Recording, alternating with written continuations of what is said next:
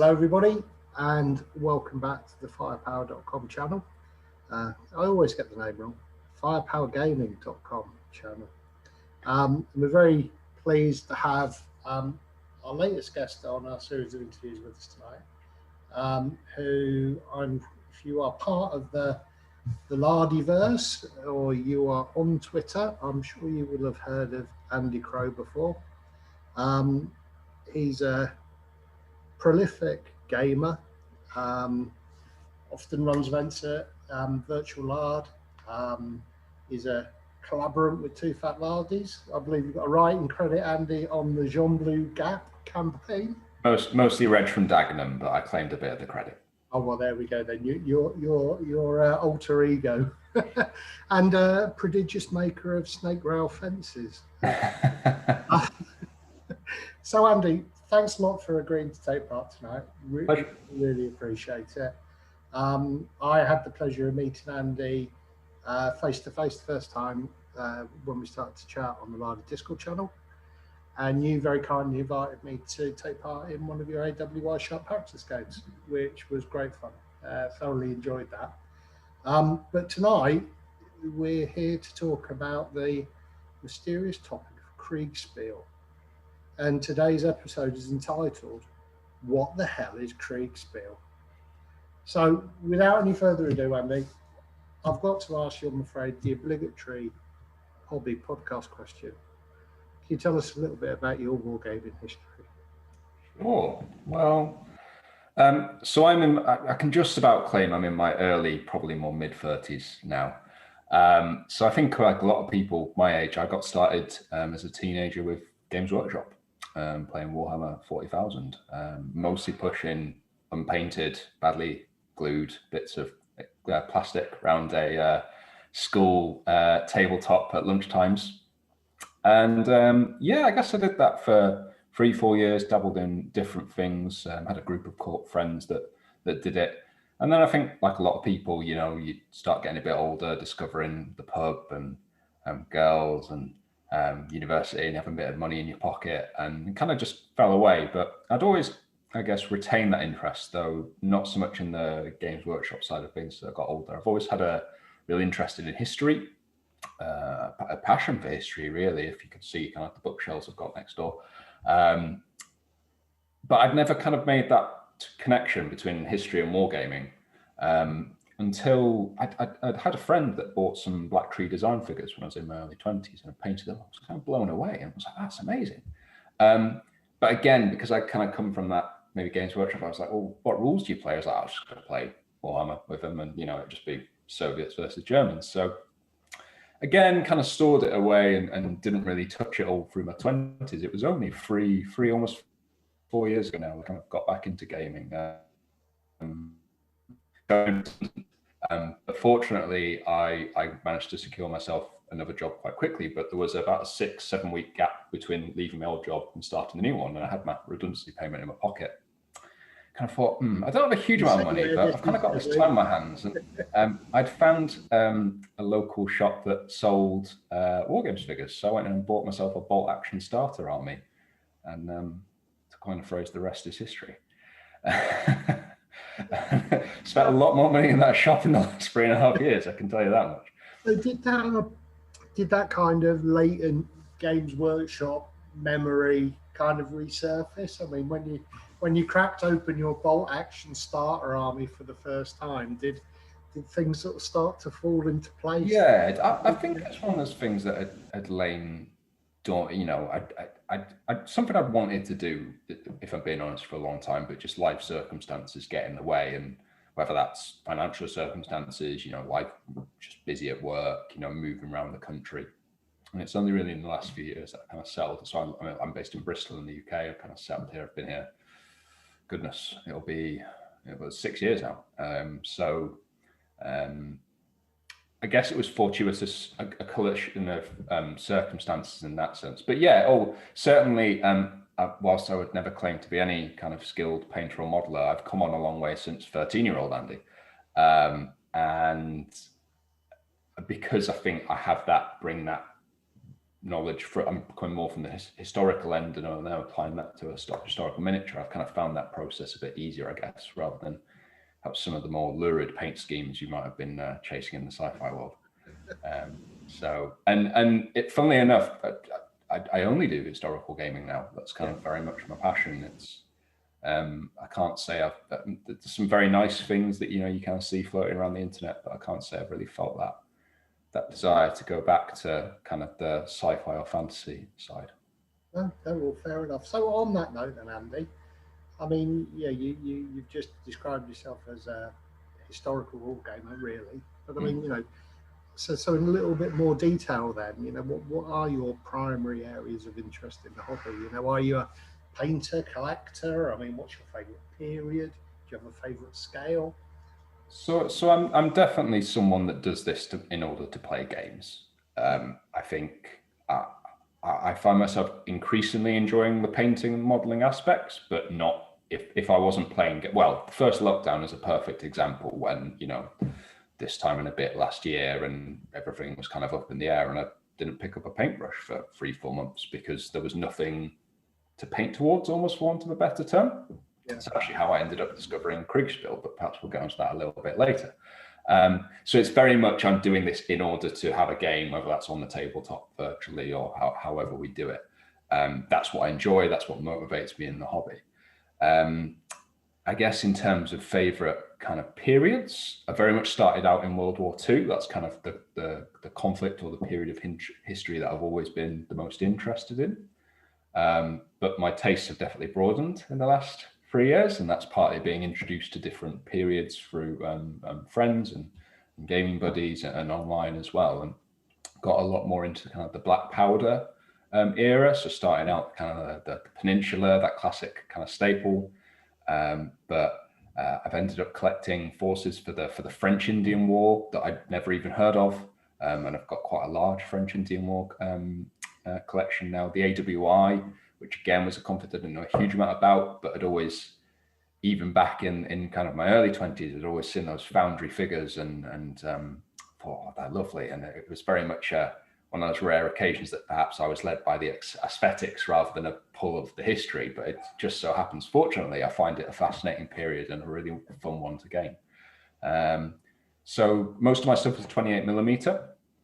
I think that's largely because I do primarily play the Too Fat Lardies rule sets. So I'm doing kind of large skirmish style games, so Chain of Command, Sharp Practice. Yeah. But I have also dabbled with some smaller scales. So I've got some 15mm World War II things. Some of these are sneaky eBay purchases, I must admit, rather than ones that I pay myself. But I also I play Bag the Hun, which is the Lardies air combat game, and I do that with 1/600 planes, which are very, very, very small. I think they're actually 3mm, I guess would be technically, but it's easier to say 1/600. So yeah, I have kind of broadened my horizons a little bit, but probably 28mm is what I have the most of. I mean, it's interesting that how you described how COVID and lockdown impacted your painting. And I know, I reflect it, it's something that's affected us all. I know for me, it was an incredibly productive time because I was just, the kind of the well-being type benefit of being able to paint was incredibly kind of important. That meditative state that you get into when you're painting minis is incredibly relaxing. But how, given your comments then about the fact you stopped painting, how important were things like virtual art in encouraging you to become productive again, and also the role of things like Discord as well? Massively.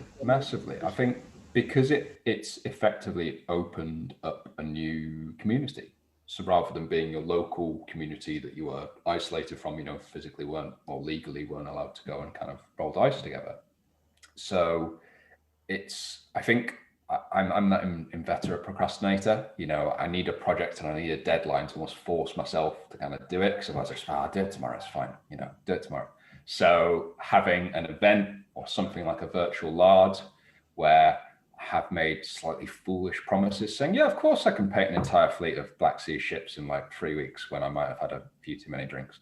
But by making that public commitment, it kind of obliges you to kind of sit and go, right, how am I actually going to do that? And I just find that I set myself an arbitrary deadline over the Christmas holidays, for example, you know, that period between Christmas and New Year where you couldn't really go out and do a great deal, couldn't go and see anyone. So I'd had a sharp practice Spanish force that I'd had sat, you know, in the desk drawer for a year. And I thought, well, okay, it's 40, 50 figures. I'm going to sit down and over about a week, 10 days, I will get that done. And it wasn't all I did that Christmas, you know, ate heartily and drank well and enjoyed all that Christmas brings. But, you know, I sat down, I pretty much got it done. So I think it's very much the method I find works for me is almost setting myself these slightly false deadlines, which is why you find me on Discord late at night painting 16 foot of snake hunting. But that's the story for another day. And didn't your Spanish recently see some action as well? Yes. So we are doing here in Bristol a sharp practice event at the end of this month, in fact. So I am taking on the mantle of leading the proud Spanish forces, or a portion of them. So it'll be nice to get them. So we've been doing some warm-ups with my friend Steve. So he's fielding the Italians, so we're really, you know, scraping the barrel when it comes to Napoleonic troop quality. But it makes for some entertaining games. Yeah, no, well, that's fantastic. I mean, it is. I mean, I've talking about the hobby and the number of people that have been online and have been engaging, and you know, sharing that knowledge and that experience has been one of the most positive things that's come out of lockdown for me. And I hope that, you know, wargamers don't just return to their kind of hermit-like pre-COVID existence now. You know, I hope that we still continue to tell people about the hobby, and we continue to share much more openly. Because for me, I think it's been a fantastic period. Yeah, I think so. Well, to connect to people that you wouldn't otherwise, not just here in the UK, but made some. Always slightly love to use the word friends about people on that. Kind of feels like back when I was a teenager and like sister. No, they are my friends, really. You know, just random people you meet online. But I could probably do it now, a bit older, right? But you know, making some very good. Positive relationships with, you know, just people that you would never otherwise encounter. I think that's been you know, wouldn't wish the last 18 months on anyone, but every cloud has a silver lining, right? And I think this has been very much that silver lining. I just think that phrase, positive relationships, makes it sound a bit more like Tinder than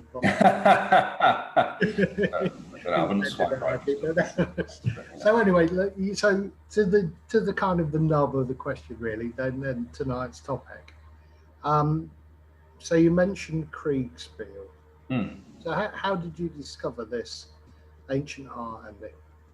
So again, I think I'd you know, bit of a social media stalker of Nick Skinner and Richard Clark, the two fat laddies online. And you'd occasionally see these slightly cryptic Twitter posts from them kind of talking about these Discord games they've been running, and you see these maps and symbols moving around. And it looked fascinating, but I couldn't even begin to tell you what it was. And then it must have been the first few weeks of lockdown here in the UK, and Rich posted up saying, "Oh, we're going to put on a World War I game. Would anyone be interested in joining us?" And stuck my hand up, and was appointed as the chief of staff to the French 10th Army, fighting on the around Amiens in late 1918, and. Yeah, it was a wonderful experience. It was a huge game. I think Rich basically ceased working for a month, so I feel a bit guilty. Probably delayed the production of Infamy by. But it wasn't me personally. There was a large group of us. There must have been about 30 players, and it was just a really fascinating setup because obviously there was some French forces, some British forces, the Germans, of course, and the whole setup of Discord is that you're able to create these different channels with different permission sets and visibility. So effectively, you're very restricted in who you can communicate with. So obviously the French and the British are allies, but we could only speak if we had a prearranged kind of meeting. So I was the chief of staff to the Army General. So we had an office where we would talk to one another. But we also had corps commanders who are subordinate to the Army General, but of course a corps is an important formation, so they retain important decision-making rights themselves. So I acted as the communications link as the chief of staff between the corps and the Army. So I actually probably had a better view from the French perspective than anyone else, which is quite privileged because you're kind of having to think, well, there's some very interesting human dynamics going on. So if one corps commander is moaning about all these decisions the Army commander's making, do I feed that back to the Army commander or vice versa? So it definitely, and we played this out maybe over 3-4 weeks. It started off quite slowly, little trench raid here, trench raid there, getting used to the systems kind of involved, because it's all very much, it was on a very grand level. So, you're an army commander or a corps commander. You're not saying this platoon going here, this platoon going there. It was very much about how are we going to manage our supplies, as the Allies want to have the big push to, sweep the Germans back across the border and end the war before Christmas. And we were all making our plans, and then the Germans counterattacked. Right when we were least expecting it, they correctly identified the boundary between our two armies, identified the weak point, identified that there were very weak, battered British divisions right in front of Amiens, and came within about a mile of winning the war. But we held. The important thing is the Allies held, the French counterattacked, and secured the line, and as far as the history books are concerned, it was nothing to worry about, though we came within a whisker of well, I mean, it sounds very much as if for your first experience you were really very lucky to be involved in. Absolutely. It was, without wishing to blow too much smoke up their bums, it was a masterclass in how to run a game. And I think it was the right time and the right circumstance, because people, were desperate for a distraction from the news. If anyone from work is watching, apologies for my productivity dipped slightly in those first few weeks. But because, and it's that nature of, it's on your phone, so you're not having to be on there constantly. It was a slow and burn thing. You're just checking in every few hours, your phone will ping, you've got a little message, you type one back.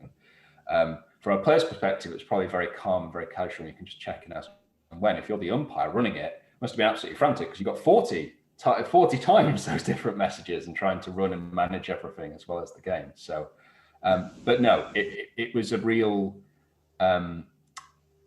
eye-opening experience as to what that kind of game, because it's an experience that you just couldn't have on a tabletop game, because you're never going to be able to replicate that fog of war, that communication difficulties, because when we're sat around or stood around a table, pushing our toy soldiers around, then we can see everything. Yeah. So that helicopter view, the 1,000-foot general. But Andy, so you mentioned a number of things there. You mentioned umpires, you mentioned maps, you mentioned secret coded messages and mysterious rooms in which you would meet your English counterparts. So, I mean, could you just run us through the basics of Kriegsspiel? Sure. So I guess Kriegsspiel is much more of and this sounds really, if I can use a rude term, wanky. But I'd say Kriegsspiel is more of a concept than a game as such. There are rules for types of Kriegsspiel, but it's much more of a bit like, I don't know, a tabletop miniatures game, is a type of game. I would describe Kriegsspiel in that sense, rather than a board game or a card game. A Kriegsspiel is really defined by having an umpire, and the player interacts with the game through the umpire. Yeah. And that has a number of advantages in that it creates a fog of war. So, and I think it's that fog of war that is also the defining characteristic of a Kriegsspiel. So if we were playing a game and we're maneuvering our forces and we're giving orders, we will only be able to see or have perfect information on the forces that are within our direct area of control. That will vary on your period. If you're a Roman centurion, your direct period of control is probably only the 100 meters or so that you can see, or if you stood up on a hill, it might be a little bit bigger. Yeah. If you're a modern, nowadays NATO general with all the reconnaissance and surveillance assets available to you, so that satellites, you may well be getting a live feed, and different periods of history will have different challenges in that regard. but you don't have direct control over the forces under your command. Again, that is all handled through the umpire. So depending upon the level of game you're playing, if I'm a squad commander in World War II, you know, I might have sent 2 guys to go check around the back of the house, but as soon as they go out of line of sight, I don't know what they're doing. The umpire is in control of their actions based upon my orders and their interpretation of the circumstances. If I am a corps commander in World War I can give orders to my divisions, but the divisional commanders, who are fully umpire controlled, may well have their own ideas. They're reacting to their local circumstances that I don't know about. So the umpire is really the key component, or more commonly the team of umpires, because it's very, as soon as you go beyond more than 1 player per side, there's a lot to be handling, because as the umpire, you're not only moving everything around the map, deciding what is happening, you're having to feed that back to the player because you're their eyes or ears, or you're their staff officer rushing in with the latest radio message. But you're also then having to process the kind of inputs that are coming back from the player. And you're also, you're in control of everything. You know, you're having to create a world almost, or create that plausible sense of reality. Because ultimately, it's from a visual point of view, from a player, you'll often have a map and your report and your messages, whether that's verbal or a text message on something like Discord. And other than that, it's all in your mind. Yeah. So as the umpire, you're doing your best to create that kind of living, breathing world. It doesn't mean that every character needs to have a name and a background and a story, but it has to operate within those bounds of plausible reality. And you know, are there mechanics that a tabletop player might recognise? I mean, say for example, combat. Sure. I mean, how much is based on the umpire's discretion and, you know, their sense of appropriateness versus you know, an actual mechanism that codifies the results of these combats? It entirely depends on the game that you're playing and how the umpire wants it to go. So games I've been involved in very often pre-Kriegsspiel approach, which is very much the umpire kind of makes it up as they go along. Yeah. But there's a little bit more to it than that. So to give an example, okay, we have a battalion of line infantry, and they're stood in line defending a hill, and there's a battalion of French line infantry charging up the hill to storm them. So we might roll 2 dice, a blue and a red one, and we'll say, well, the group in line in a good position ahead, they're giving a delivered volley, we're going to give them the advantage.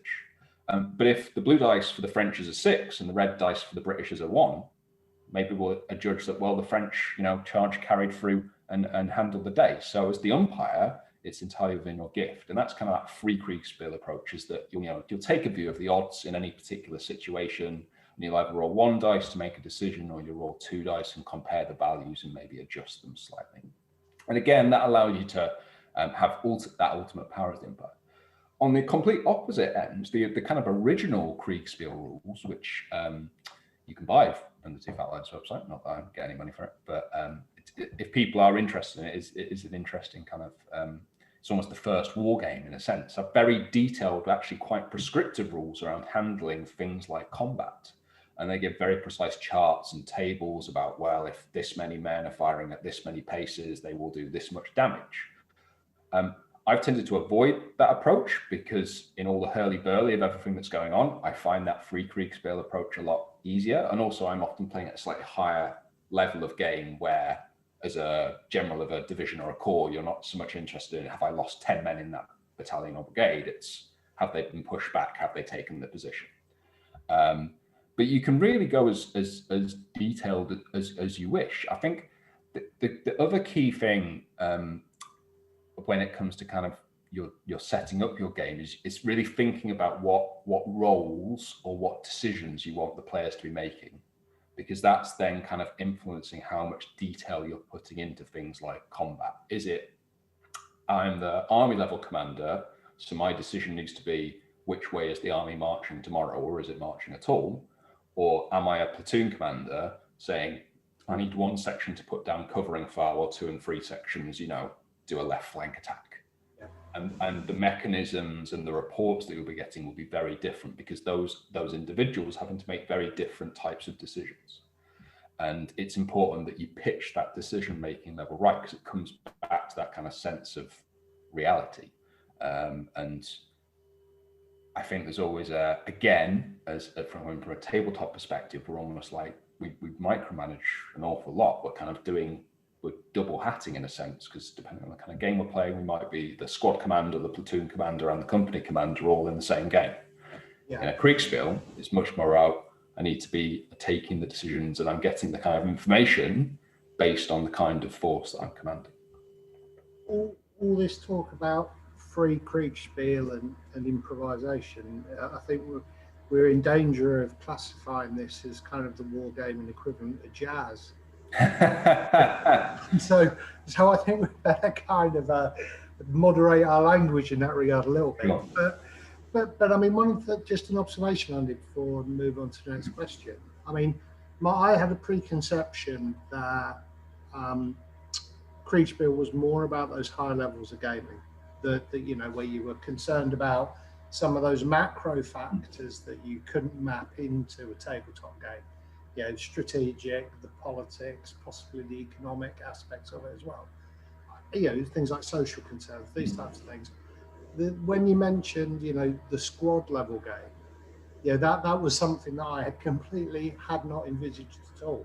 I mean, it seems perfectly logical now that you've mentioned it, but I wouldn't have thought that would have come within the scope of, And I think this comes back to my original point that it's much a concept than a box up game. You could have, so it's taking those principles of umpire control and fog of war, double blind movement, to use a more technical term. You can apply that to any level. You can apply that to an individual. It could be that me and you were sent in to go and sabotage the dam, and we can talk freely when we're together. But as soon as we split up, we're not able to talk to each other, and we're having to give our decisions to the umpire because we don't know what the other is doing. I personally like running those higher level games in kind of that classic horse and musket era period. But I've been looking at, the World War I game, for example, is an example of perhaps something slightly different to that, a variation on a theme. But I've just finished playing another game run by Nick Skinner that was a commando raid. So there was a group of 6 of us who were supposedly a crack elite team of well-trained commandos going into Schloss Lard to rescue a valuable prisoner. It was a little bit more like the Keystone Cops, if I'm being honest. But that probably reflects more on the caliber of the player than the quality of the game. But it was brilliant. It was wonderfully entertaining. I've done another one which Nick ran, where it was set in Napoleonic naval kind of game. So I was the captain of a third-rate ship of the line. I was the admiral's flagship, so I had to handle the admiral and his many competing demands. And we had a little squadron, and we sailed off from England over to the Caribbean, where there was some French people, and that was perhaps a different kind of game, because that was more. And I know you wanted to talk about role playing a little bit later on. Perhaps it was edging slightly close to that, where there was a number of storylines all happening that were kind of maybe slightly interconnected. So your decisions and your actions would have an impact on others, but the ocean is a big place. So, unless you're directly kind of interacting with one another, it was ships in the night, to use a phrase. So I couldn't even tell you half of what happened in that game, because it didn't involve me. I wasn't there. I was placating the admiral. So you mentioned a little bit about the original rules. And and the fact that they're still available through the Lardy shop, I believe, the Oxford Express possibly. So obviously, if you are interested in getting into Kriegsspiel, then go and check out the Tooth Out Lardy's website and pick up a copy by all means. But so tell us a little bit about the history of the system itself, Andy. Where did Kriegsspiel originate? So this is where I'm not an expert by any means, but from what I've read and understand, it was von Reiswitz, who was the original author of the 1824 rules. And I don't know his background background actually, but very much came up with this system. You know, the core system being that the umpire is in complete control, and it was, whether it was designed, I don't know for this purpose, but it was very quickly adopted by the Prussian army. I think it was von Moltke himself who used the phrase, "This is not a game, this is training for war," and very quickly saw the utility for relatively junior level officers, but maybe say your lieutenants and your captains, kind of giving them command of larger size forces. You know, you can do that in the field, but it's expensive to do exercises with troops. I mean, that's something that the modern army finds. You know, it's you can't go and drive your tanks around all year because, you know, they're expensive things to run. So far easier if you can push some symbols around the map. But it's creating that same pressure of the command decisions, because with the military, they would time the offers. They would hand the report, and it would say, cavalry sighted 2 miles to the north, and they would start the stopwatch, and they would note how long it would take for the officers to decide what to do, write the order back, hand it to the umpire, who's then playing the dispatch rider. The umpire goes off, and they'll make a note. So if it took them 1 minute, okay, we will take 1 minute. The linear timeline in the von Reiswich rules is very, very important. Typically, every turn would be 2 minutes or so, because you're operating in a relatively small geographical space on the map, maybe a few square miles or so. Typically, the size of forces would be a battalion, 2, or infantry, a squadron of troops, and a battalion, a battery of light guns or something. So it was giving people who perhaps were an infantry officer or a cavalry officer that experience of using those combined arms and the experience of that higher command. And it was, I mean, famously, it's one of the things that's attributed to the success of the Prussians of the Franco-Prussian War. I mean, there's a whole variety of factors, and I'm no expert in that conflict, but it was one of the reasons that the Prussians were seen to be such a professional force, because they were using this, that even their junior officers were able to have this understanding of and practice of making decisions under pressure. And it's, at the end of the day, if you get defeated in a Kriegsspiel, it doesn't matter, but you can make mistakes, you can learn. It's a safe environment to learn. Now, that sounds like quite modern language, but I think even the Prussians back in 1860s, 1850s, even earlier, realized that, you know, better to make a mistake on the Kriegsspiel battlefield, where it's not going to cost you men's lives. And then you can, if you find a similar situation, maybe you'll know how to react better next time. So that's kind of the history. Sorry, go on. I was just going to say, an interesting that, you know, and entirely logical, but really interesting that the composition of the original rules matched their experience of war, that contemporary view of war at the time. So, you know, the fact that a turn is only 2 minutes in length, you know, and reflecting what your comments earlier about what the general was able to affect, what he was able to see, what he could communicate. And I suppose possibly time is one of those elements that needs to change and flex depending on the type of game you want to play, possibly more than any other factor.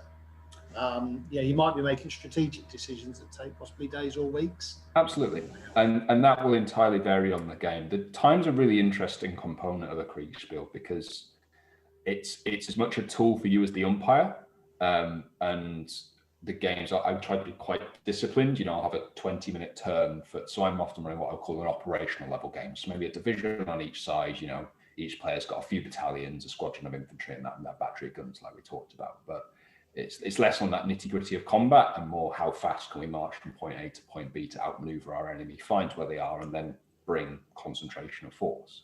So I'll often operate on a 20-minute turn, because if your infantry are marching at 3 miles an hour, infantry battalion will march 1 mile up the road in 20 minutes. So it's just a nice, sensible number to deal with. Now, of course, in that intervening time, if there's messages flying back and forth, you know, in a horse and musket game, you can't just phone someone up on your mobile. You can't even get on the radio. You know, you're literally having to hand a note to a galloper and tell him, ride north and find General Beach. And you have to hope that A, the galloper doesn't get lost, B, there's no enemy in the way that's going to capture him, and C, you understand what on earth your note meant in the 40 minutes it's taken to get there.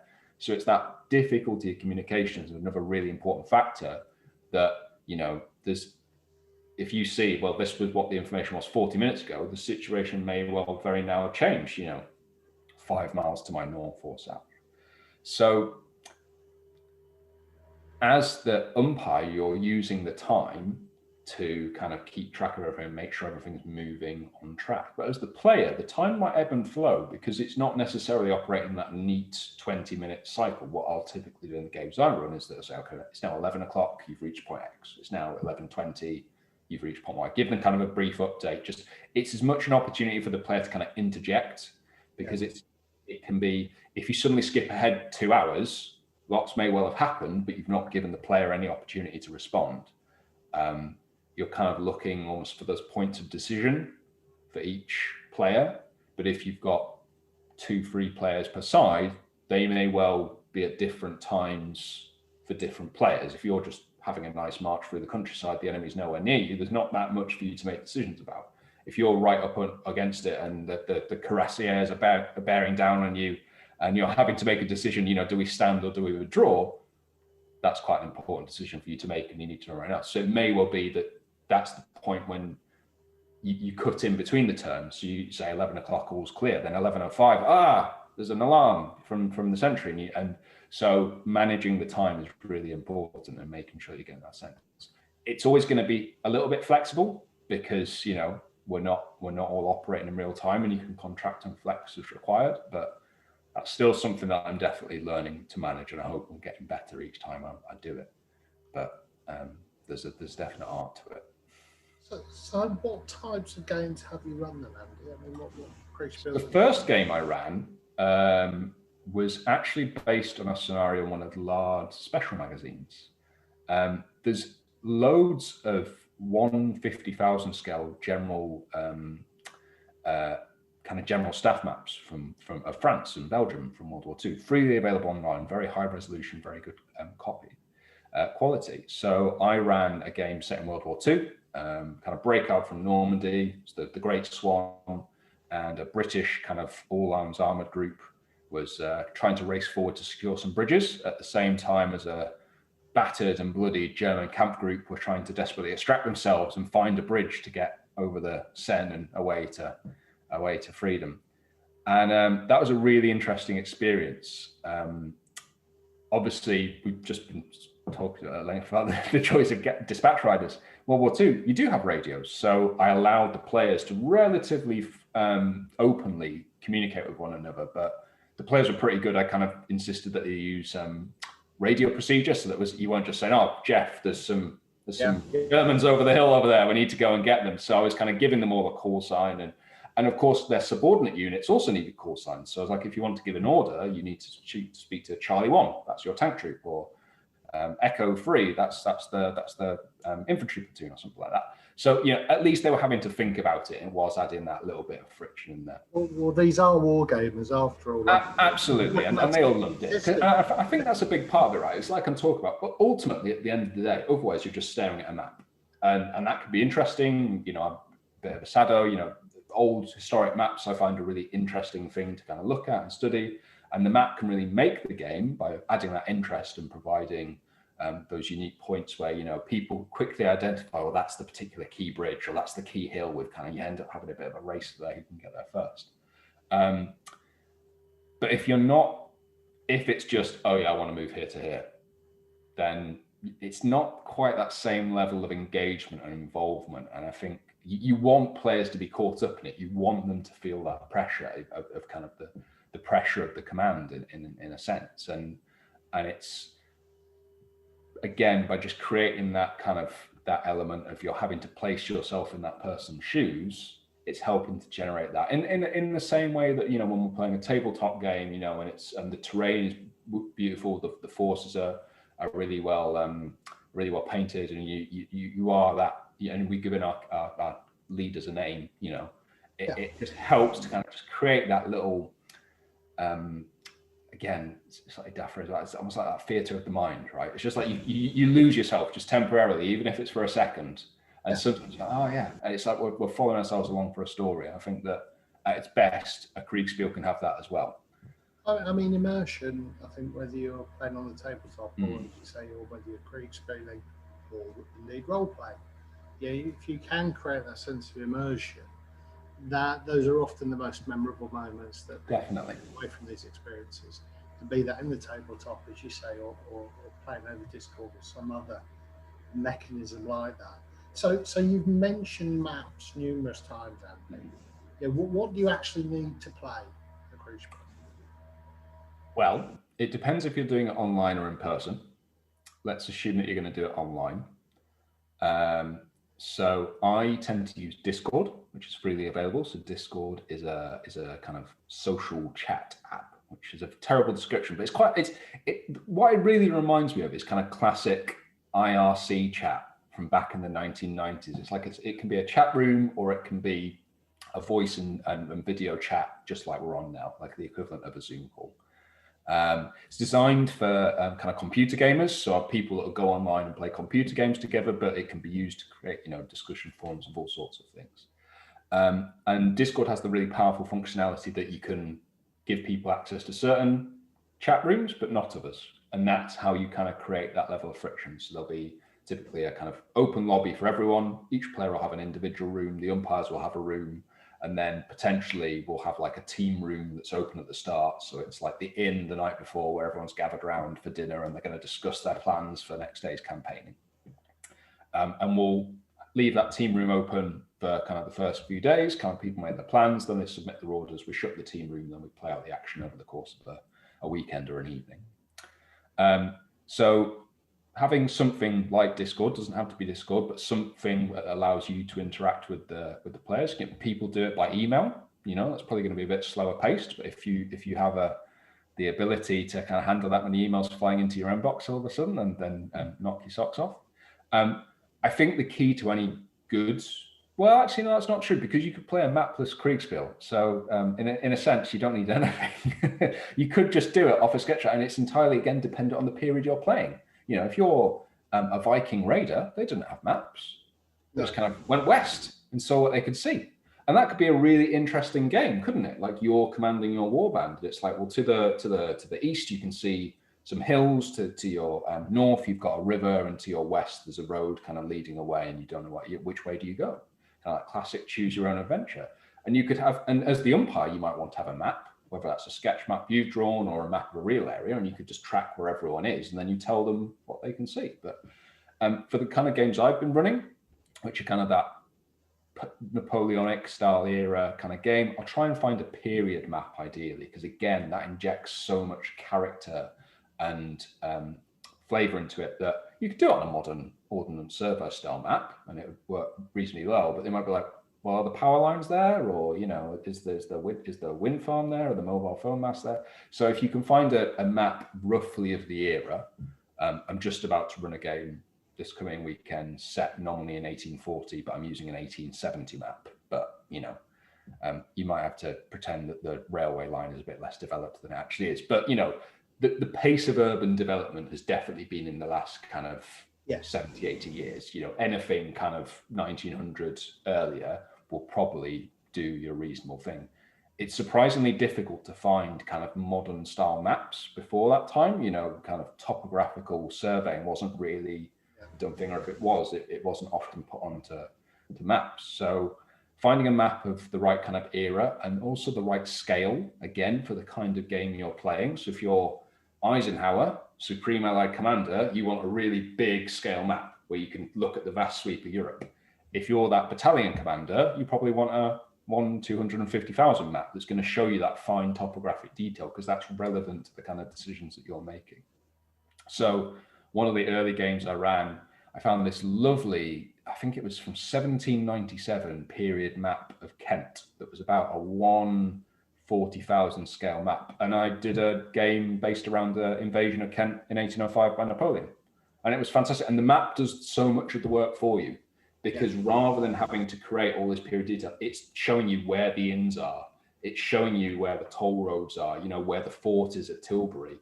It's doing so much of that heavy lifting for you, in the exact same way that in the World War II game, using the authentic 1943 British Army map does that heavy lifting for you and creates that sense of time and place, and gives you the details that are relevant to those people. Because if the British Army maps, which were pretty incredible effort, and that's a whole different story about how they did it from photo reconnaissance, etc.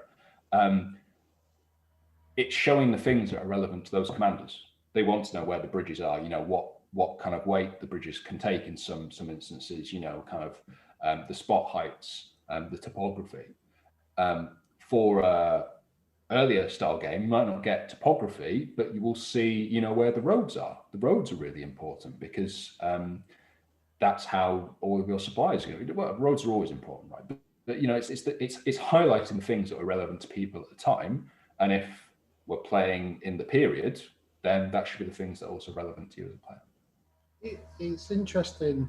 Again, just another observation, Andy. I mean, you the mention of roads, and also your example of your classic raiders landing on mysterious foreign shores.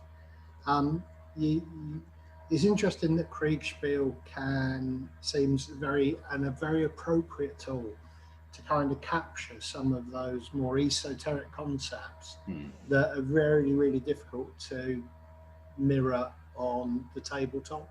So issues of intelligence, issues of logistics, and I mean your description of your raiding party, it just struck me as a fantastic model for sort of like asynchronous warfare. Yeah, that could have very easily been a kind of American aircraft landing in a clearing in Vietnam, and exactly the same type of experience. And it strikes me that it's a very, very flexible tool to be able to try and simulate some of those concepts. I think the possibilities are only limited by the umpire's imagination. And I'm not a very imaginative bloke, and I've managed to do some decent games, if I do say so myself. So I'm sure people with far greater minds than I can come up with some stuff, really exciting and interesting stuff. I mean, just to finish off the point, my long rambling answer to what you actually need. I know.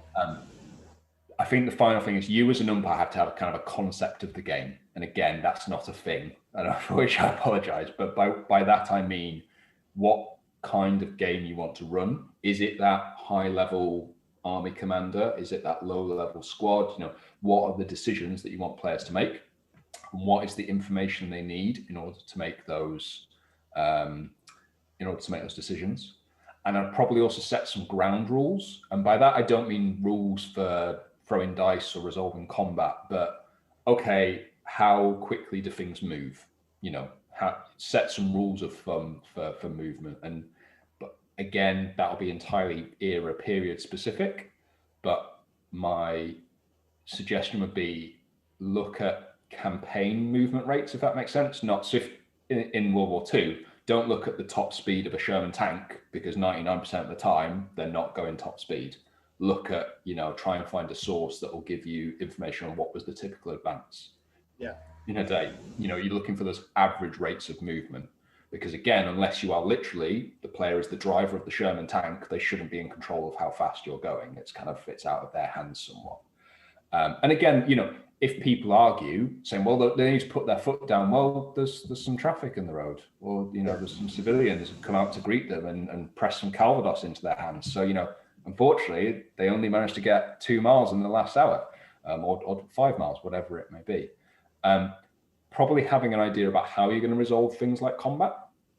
So very often in my games, by the time that the forces are kind of maneuvered and we're getting towards that kind of big battle, that's the point where I'll stop the game, because actually by that point you can generally draw a conclusion as to if one side has outmaneuvered the other and has been able to concentrate their forces. We don't need to roll some dice to decide that in the next hour or so they're going to achieve victory. And that's for the kind of games I like to run, because that's the kind of outcome I like. I enjoy the maneuver, because the real benefit of having that map and that fog of war is that you have infinitely more space to maneuver than you would ever get on a tabletop game. Flanks matter in Kriegsspiel because there will be nothing there. And it's terrifying as the player. It's until you've played it, I cannot get across how isolating it can feel, because you're entirely ignorant and you're just having to take it on trust that, okay, well, I'm slowly making my progress and I'm marking on my map, but I've not heard from kind of the guys who are supposed to be covering my left flank for the last hour. Are they dead? Are they drunk? What have they done? Maybe, am I about to be charged in the rear by the enemy? And you have that gnawing, nagging fear. And that's the kind of situation that this system, this mechanism can bring, regardless of what type of game you're playing, the period you're playing. It's that doubt and uncertainty that you just don't get, or I've not got from any other kind of game experience. And that's what keeps bringing back. I mean, it's really interesting, that description, Andy, because I'm reading John Gill's 1809 Thunder on the Danube. And I'm at that bit where the Austrians have just invaded, and Davo's corps is kind of hanging out somewhere exposed, and both armies are kind of feeling their way, and nobody really knows where anybody else is, and orders and counter orders are flying backwards and forwards. And it just struck me that description that you gave then around friction, the fog of war, was exactly what I'm reading about now in how that campaign unfolded. And I just, that's a fantastic description. I think if you are a war gamer and you have an interest in such things, that's got to whet your appetite. You've got to find that interesting. I mean, that just sounds fantastic. But I mean, you've talked about the importance of maps. You've obviously talked about the importance of research and understanding the period in which you're trying to game. It strikes me, Andy, that puts an awful lot of onus on the umpire. So how much work do you typically put into to planning and then delivering one of your games? It varies.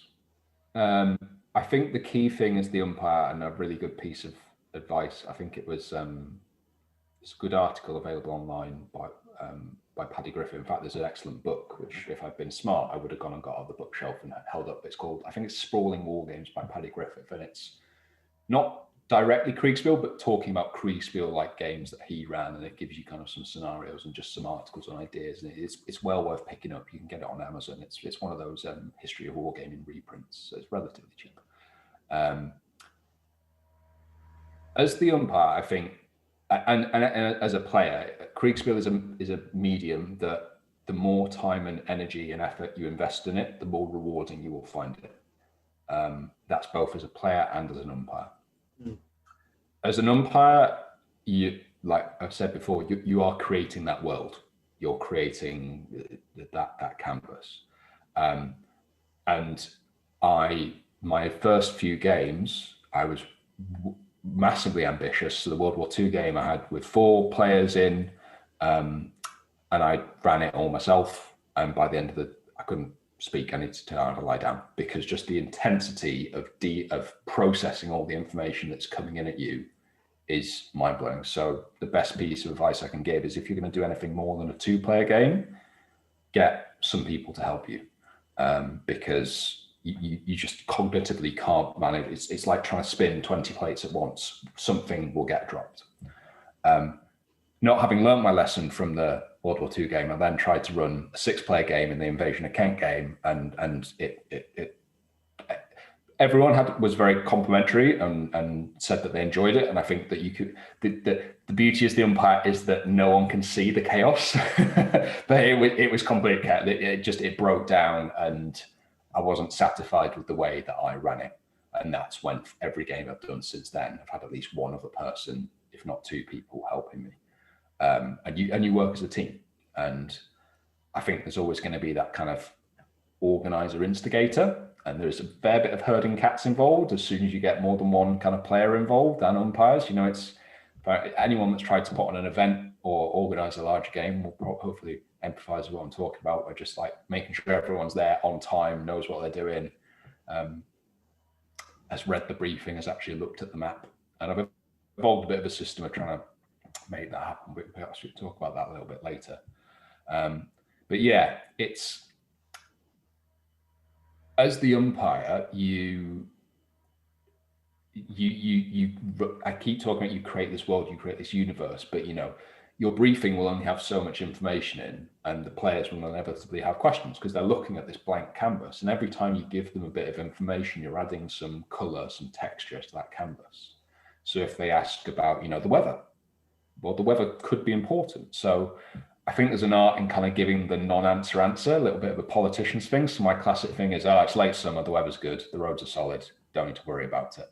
Because if you don't, invariably one player will kind of, I think people are always kind of looking for the double cross, and it's something that arouses that kind of that natural kind of questioning and suspicion and saying, oh, maybe he didn't mean it quite like that. So I think it's trying to reassure people that, and you may want to interject some of that as the umpire, because that can be very entertaining, sending the players running around in circles. But at the same time, it's also playing it with a bit of a straight bat and kind of giving them and helping them to focus on the key tasks at hand, the key decisions to be made, rather than kind of the trivial, the ephemeral. I think, again, as most people I play with come from the tabletop game background, and particularly in that World War II game, people started to kind of want to almost manage the individual platoon battle, because that's where we all play chain of command or bolt action. That's where we feel comfortable. That's kind of our knowledge of World War II comes from, the small unit tactics. And I don't think resolving that kind of combat, Kriegsspiel, or certainly I don't feel comfortable doing that kind of thing, because it doesn't suit that free Kriegsspiel approach I play. I'm more at that higher level. Okay, after a 5-minute firefight, the enemy have withdrawn, that kind of thing. I'm not tracking individual. Has your Panther tank been knocked out? Has the Sherman Firefly gone? I wasn't after that kind of game. So trying to almost get them to raise their sights, for a better term, stop focusing on the tactical, think about, well, where do we need to be in an hour's time? And I think that's your job as the umpire, is to constantly focus the players. And that's only something you'll get from experience, Yeah. I mean, so you've got this complicated task of world building then. And I suppose so, the next question then is about techniques for managing the game. But I mean, the thing that immediately springs to mind, given your last comment, is possibly about the need to actually either keep notes or to recall what you've said. Because I should imagine, so some gamer is going to turn around and say, but Andy, you said it was raining for them. Absolutely. And it's happened, and you just have to style it out. And something like that will happen. And I think it's just accepting that. Okay, but it's heartbreaking, because it's just broken their immersion. And it's, you just have to start. That's one of the big powers of using Discord, though, is that Discord retains the chat log. So as much as I can, I do most of the updates via text. I'll occasionally open a voice channel, maybe later in the week when they're doing the planning, so that people can chat face to face, because it's always so much quicker. But I like that initial kind of planning and on the day to be done via text, because then when my brain is melting and 6 people are yelling at me all at once, wanting to know what's going on, I can just take a breath and say, right, was that actually what they intended? Was that the order that they gave? We've got that record of it. Yeah. So that's one of the real virtues of doing it on a digital format, rather than if you were, say, doing it in person and you're, chatting like we are face to face, and saying, right, I want them to go there, I want them to go there, them to go. I then have to go back to my umpire room and start moving stuff around the map, remembering what you said, or based on my hand scribbled notes. Now, that's another level of friction that you may be entirely comfortable with modeling, but that's something, thankfully, that umpire inadvertently induced friction is something I try to avoid. I think there's enough in the system as it is. But I mean, again, I suppose it strikes me that there's this element of quid pro quo, though, that you are, as a player who's participating in this game, you should be aware of the amount of work and the investment, time and effort that the umpire is making. Yeah.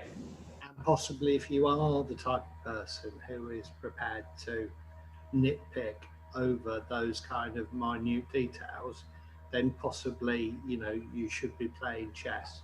And it's definitely, I think it's the kind of thing where you're in command, you're not in control. Yeah. And that's something that's really important to get across. And that it's obviously quite often the scenario will have a winner and a loser. But in a sense, without wishing to sound like everyone gets a medal, it's as much about the experience. And I have played in scenarios where we have got absolutely trounced, but it's been a wonderful experience. And I've enjoyed every minute of it because you're trying to manage that chaos and you can see everything collapsing around you. Or it may be a scenario where you're on the back foot, you are the desperate rear guard. You can't win, but you win by delaying, there's so many permutations to it. And I think you've just got to go in knowing that it will be chaos. You won't have a clue what's going on, but you've just got to embrace it and enjoy the ride because there's nothing else like it. Yeah, no, I can absolutely see that, and I think when we started to talk about the idea of doing this, there were and again you've reiterated them today. But there are sort of some recurrent phrases that keep popping up. There's this question of immersion. A lack of imagination again. Yeah, there's this question of immersion. Yeah, there's the use of the phrase "the theatre of the mind," which you so elegantly dropped into the conversation earlier. So the kind of the handbag that we're dancing around really is role playing in my mind. And it strikes me that Kriegsspiel has a lot of elements in common with role playing. Do you find that players embrace that side of the game? So the first caveat to give here is that I've never played a role-playing game as such. As in a Dungeons and Dragons so I have to caveat all my comments with my impression of these role-playing games rather than having, I could say disparaging comments, but I won't. Because fantasy is not my thing, so that's kind of my classic kind of trope is that I don't really want to go and slay a dragon, I'm all right. But no, absolutely. Because you could be General of Blue Force, or you could be General Klaus von, I said Stauffenberg, but you could be General Klaus von Stauffenberg, but you could be General Klaus von Beechenhoff, and you are the commander of the Royal Blauman Dragoons, and you have been at war with the Electorate of Rochland for the last 3 years, and immediately nothing's changed there. It's the exact same scenario, the exact same game, but one is placing you in a context, the other isn't. If it's just red and blue, there's nothing wrong with that. If you want people to just focus on maybe just the mechanisms or getting used to it, but I think it's as much, it's a chance to kind of embrace that little bit of acting a character. So the games I was talking about earlier done by Nick, I think are really interesting. They're probably as close to a role-playing game as I've ever done. And in fact, I asked the guys afterwards, did you sneak a role-playing game under my nose without realizing it? And they said there are some important differences. I think, so my perception is that a traditional role-playing game, you'll all be sat around a table or on a Zoom call like this. And in effect, even though your character might not be at that physical place or with the same people at the same time, you'd still hear what's going on. You're all kind of there sharing a story. Whereas the fog of war of Kriegsspiel is paramount. When you're not physically co-located with someone or have some kind of communications link with them, you are out of contact with them. And therefore you don't know, and that's a really important part of it. So that kind of, I almost said Pirates of the Caribbean, that's really not right, but the Caribbean-based naval game wasn't Pirates of the Caribbean at all. It's far more serious than that. We're a historical war game. But in that game, we had all these interweaving storylines, but didn't necessarily touch, kind of came close at times, but there was several characters that I just no interaction with whatsoever because they were off doing their own thing.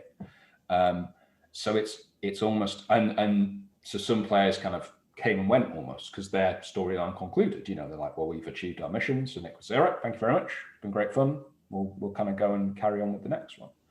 So I think it is important, but you tone it up and tone it down. I think when you're playing a game where you are an individual, so I was, sergeant major of the commando group, and the only person I was responsible was myself. I'm playing a character in that sense. So yeah, very much like a role-playing game. If you're playing an operational game like I like to do, I'll give you a name and you'll have a rank, but the ranks are relatively titular. There'll be someone in command who, so the way it kind of goes back to your question about how I organize it. I'll set up kind of the planning meeting because the planning is so important in kind of these Kriegsspiels, but it doesn't sound very exciting.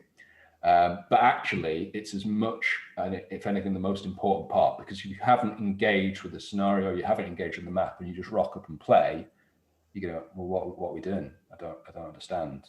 And particularly when you're interacting with teammates, you need to have an understanding of like the command's intent. You know, this is why people still use Kriegsspiel today to teach the concept of mission command, because we can't directly influence what you're going to do, but I can tell you what I want you to achieve and what I'm going to be doing, what the overall objective is, and that gives you the discretion to go and achieve that as the circumstances fit. You know, if you find the entire army in front of you, okay, that's not great. You're probably not going to be able to do it, but at least we know you're kind of buying time for the rest of us to slip around the flank and achieve the mission, that kind of thing.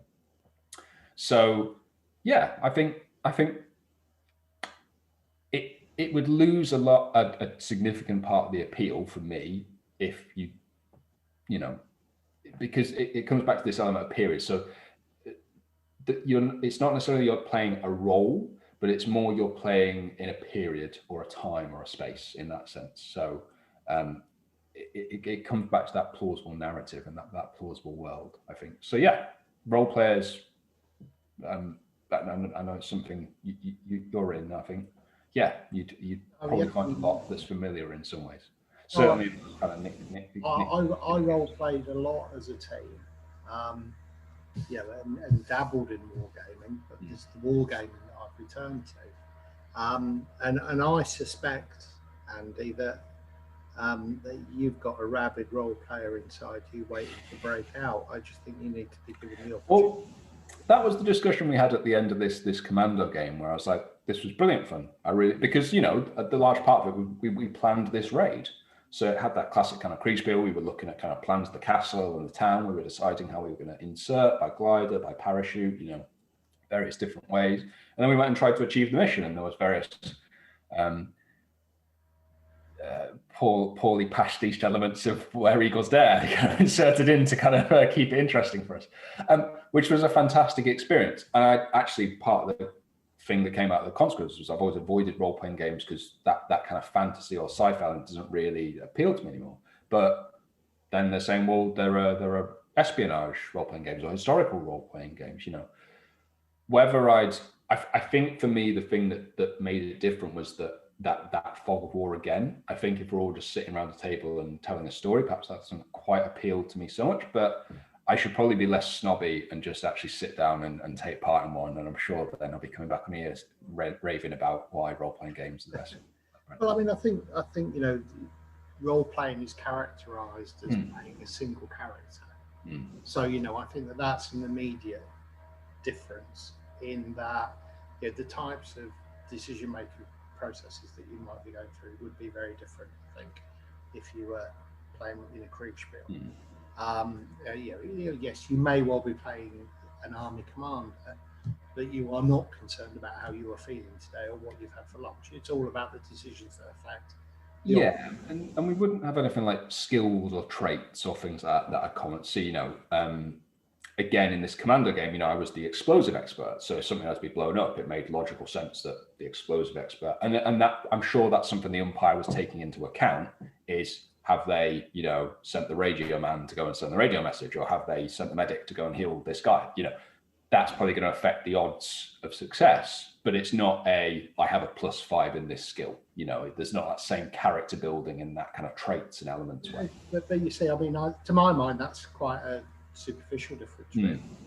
And I think that one of the things that I feel about, you know, again, the similarities between role-playing and the crossovers between role-playing and wargaming is that sometimes I think wargamers have possibly a little bit of a dismissive attitude around how complicated some of the mechanisms within role-playing games actually are.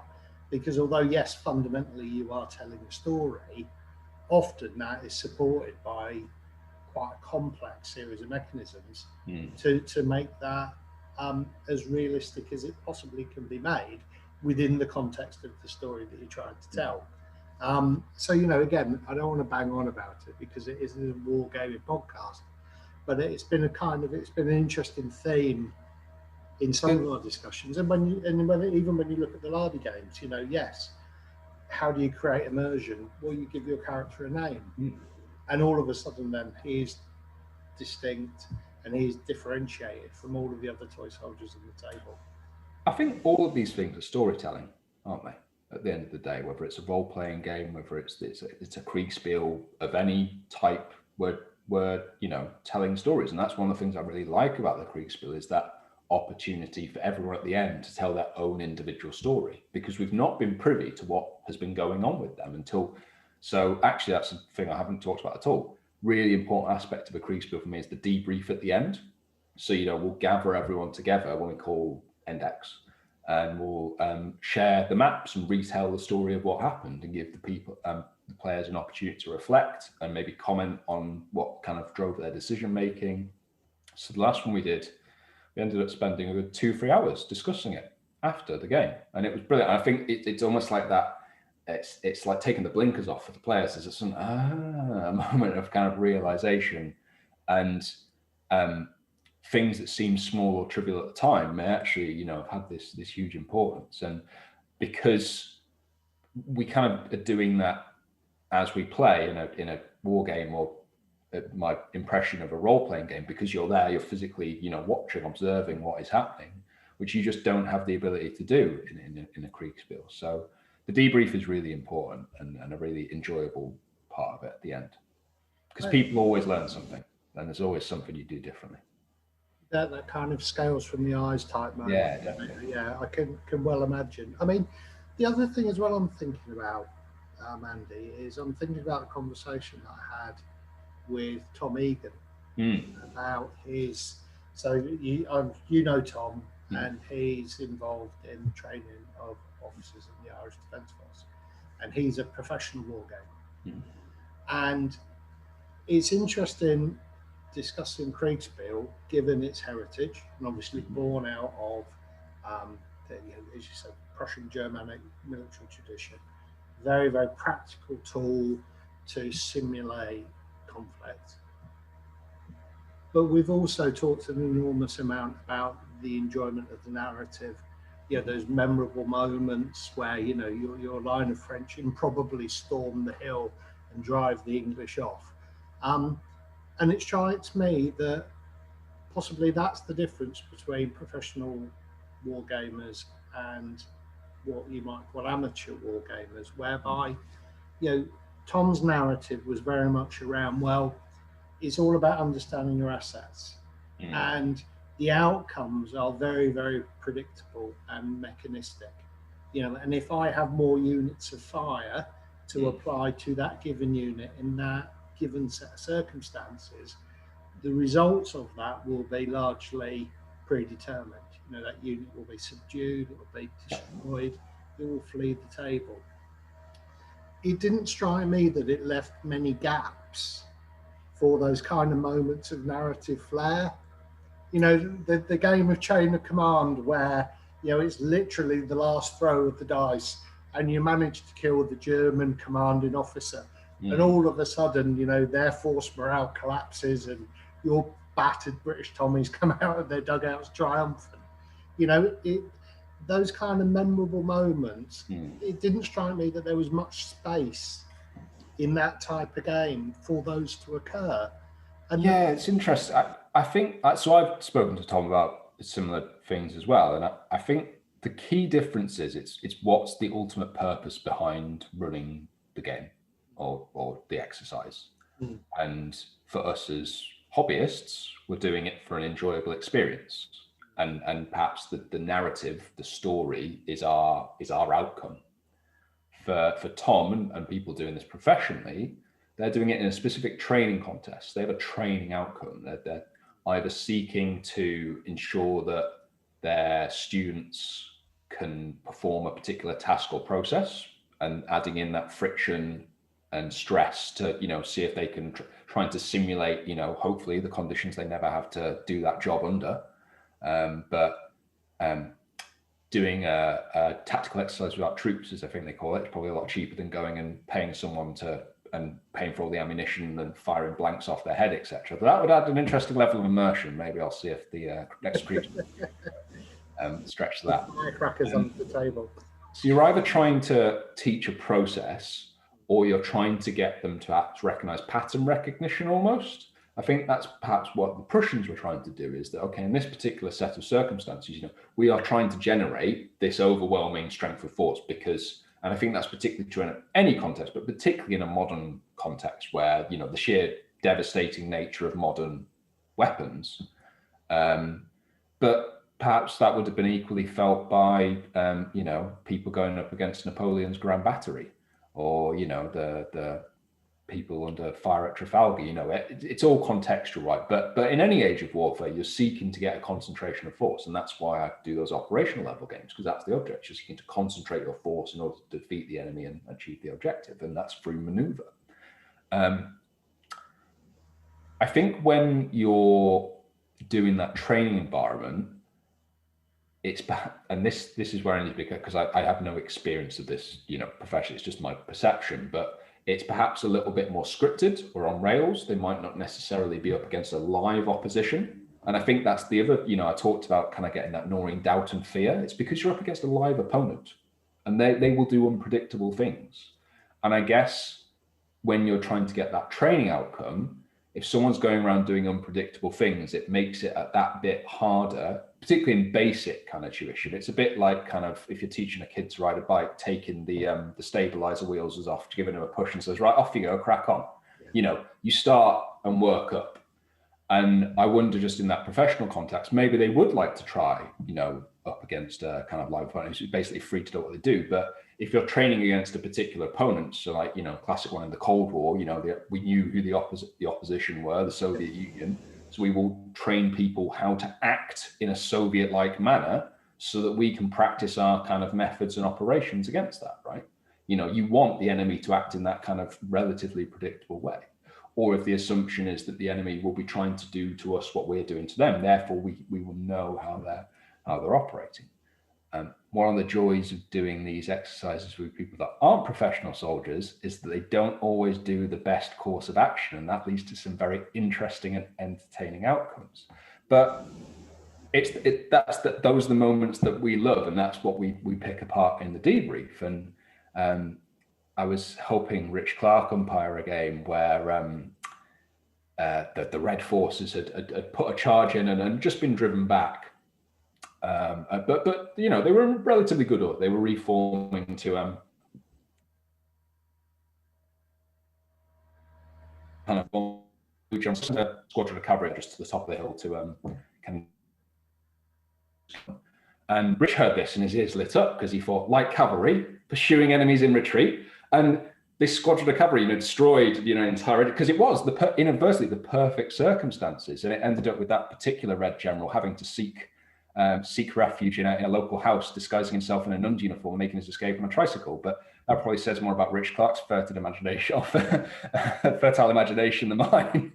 But it's those moments that, if you try to do that in a professional military context, people would probably be frowning at you and say, come on, steady on. And that's not their objective, right? They're not trying to create those funny moments, those mess stories. They're trying to teach people how to do a very complicated process in a very quick amount of time and make the correct decisions. So I think it's that ultimate outcome that is the difference there. But again, there's that crossover. And far be it for me to make suggestions of the professionals, but I might suggest that adding a little bit more randomness into the things would be of benefit, because if there's a danger in all these things that we learn by rote almost, and it's just you become predictable. And if the enemy are there, so we'll do a right flanking, bags of smoke, kind of.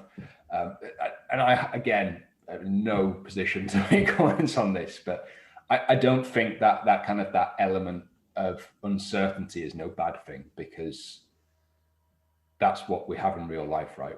You always have an uncertainty about. And I guess one of their objects in the military context, the modern military context, is trying to remove that uncertainty through intelligence. So maybe that's part of your process. But yeah. No, I'm very happy to volunteer my services to be a terrible commander for any professional military people watching. Very reasonable. I'll act as your agent, Andy. Yeah, 10%. Day rate for you. So I mean, so my final question, Andy, then is this: do you perceive that there's an opportunity for almost a a hybrid type of model whereby you're possibly using Kriegsspiel to explore some of those larger issues that you can't capture on the tabletops. Questions of logistics, making sure that you're arriving at the right place with the right amount of troops to fulfill the job that is the task that is set before you. But then actually playing that out on the tabletop. I mean, is that something that is potential? Do you see any potential in that? I mean, is that something that's of interest to you, or do you not see that as really being particularly a flyer at all? No, I do, and I mean, so I know you play a bit of Blue Shirt, and that has the Scharnhorst model, right? Which, whilst not quite a Kriegsspiel, seems a similar kind of setup where you have that element of maneuver. And it's only when the forces bump into each other that's when you generate your kind of tabletop action. So I think that on a very simple, I don't know that much about the system, but to my mind, if you kind of can't see where the enemy is and you've got an umpire kind of controlling that, that's a Kriegsspiel on a very basic level, right? Yeah, and you're absolutely right. It's a very simple grid-based system. Yeah, and you basically maneuver around the grid until there is contact. There's absolutely no reason why your map can't be a grid-based one. Why not? Particularly at that higher level of command. If you're Napoleon, it's, well, I want you to go from A to B, and a grid system is just a simple way of doing that, right? It's a mechanism for the umpire to simplify the movement. If you know that roughly your army can march 15 to 20 miles in a day, well, each grid square is roughly 15 to 20 miles long, funnily enough. Yeah. And it's just a simplified way of, rather than saying, oh, we're going to march to Moscow in a day. Well, are you? Probably not. Yeah. So yes, is the short answer to your question. I think, does it personally appeal to me? It does. I think that switching from that Kriegsspiel format to the tabletop format involves a lot of that organization. But I mean, there's various examples now actually put some thought into it. I mean, Sharp Practices, Dawns and Departures has a very simple kind of Kriegsspiel. It's almost like random encounter generator. So during lockdown, I tried doing a solo version. I got, in fact, Tom Egan, who we've mentioned, and Alex from Storm of Steel Wargaming. I pitted them as the opposing generals, and they would give the orders on where they wanted the troops to move around the map, and then I would play out the resulting actions and feed that back to them. We never actually got to the end because, unfortunately, I was able to go out and roll dice in person. But I need to pick that up if you're watching, guys. Apologies. But yes, I think there's a really interesting stuff around combined operations you could do as well. So we've long talked about with my group of friends, we'd love to do a combined kind of Napoleonic naval shore landing kind of thing. Campaign where you play some games, naval encounters up on the tabletop, but you're trying to land troops, capture islands, again, maybe a Caribbean setting. The possibilities are endless. It's just having enough attention span and energy and organization, I think, are the limiting factors there. I think you're right when you talk about the fact that there are lots of numerous examples where that you get that crossover. I mean, for me, the best example is Dux Britanniarum, another Lardy's game, where there's the campaign system is all about developing your kingdom, or alternatively conquering lands, and it's very much a map-based campaign system around expansion and spreading of influence, and you can very much see that lends itself to a Kriegsspiel type experience around how that might play out. But also as well, I just want to mention the fact that myself and Nigel, who I game with on a regular basis, over the course of just before lockdown, we went through our first pint-sized campaign, and how layering on out the sharp end on top of what the normal experience of playing a game out on the table just added so much depth to that experience and changed the way completely that we played the game. Absolutely. And again, I think that there is this potential for Kriegsspiel to influence the tabletop side of wargaming possibly in a very, very similar way.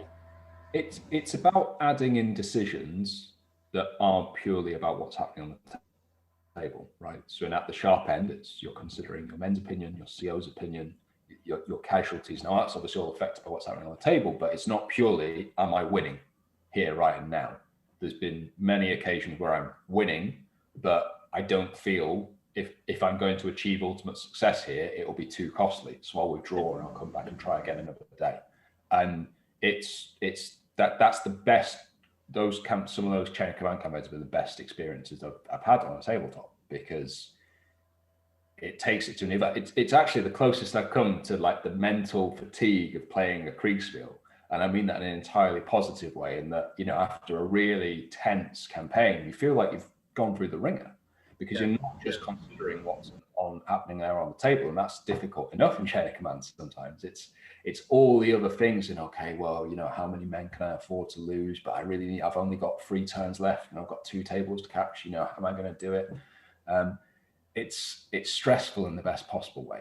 And Kriegsspiel can be a little bit like that as well. That's similar kind of, again, it comes back to that gnawing doubt, because you don't have all that information. It's a similar feeling in many ways. Yeah. Well, Andy, thank you very much for your time this evening. My pleasure. It's been really, for me, it's been fantastic to find out more about Kriegsspiel. It's definitely something I'm interested in, and I've heard all the trendy kids in wargaming talk about it, and it's fantastic to actually find out a lot more detail about how these things are put together and how the games actually play out. So thank you very, very much indeed for your time this evening. I really, really appreciate it. I guess the only thing I say is that if anyone's interested, that's the downside of Kriegsspiel, is that it's not a rule set, so it can be sometimes a little bit difficult to find people that are interested in. So it's worth just doing a Twitter search. Follow the 2 Fat Lardies. They're a really good set of guys to get involved with. There's the virtual Lard Discord server that if you find one of us on Twitter, I'm sure we can point in the right direction of. Or there is a new International Kriegsspiel Society, which has a Discord and a Facebook page. So they're actually doing some interesting stuff using Tabletop Simulator as kind of their playing board. That's a whole different thing. But they're doing a really good job at just advertising and helping to provide connections for people. So I lurk about on there, but I don't post too much. But yeah, that's a good place to start. And there's lots of excellent resources online. I think sometimes it can be the lack of detail, for want of a better term. There's no rule book. I mean, there's von Reiswitz, but that's quite a chunky, in-depth thing. But you could easily get started with that. But sometimes it can be intimidating when there's no how-to guide. But I guess all I'd say is that's also quite liberating, because it means you can't get anything wrong. That's the beauty of being the umpire. You're always right. Well, then, Andy, what I'll do then is I'll stick some links into the description. We'll put a link through to the Lardy page. And if you don't mind, I'll include your Twitter handle. Yeah, that's fine. If people want to give you a shout out, they'll be able to do so. But once again, thank you very much for your time this evening. And thanks everybody at home for taking the time to tune in and listen to us ramble on tonight, all about Kriegsspiel. And if you've got an interest, please, contact Andy, look into it further, and possibly give it a go. And before you know it, you'll be dungeon mastering with the best of them. Anyway, take care, everybody. Have a great evening. Bye-bye.